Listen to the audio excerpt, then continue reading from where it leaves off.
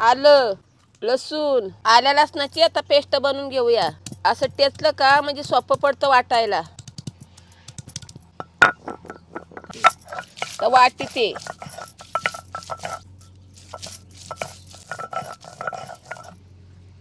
झालीवर का आता पेस्ट आपली. तर एक साईडला काढून घेते. भाजलेलं खोबरं,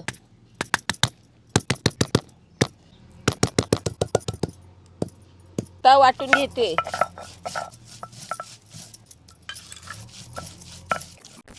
तर खोबरं बारीक झाले. आता कांदा टाकते.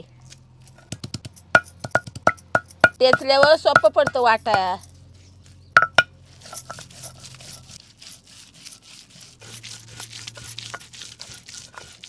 ही कोथिंबीर आहे, पुदिना,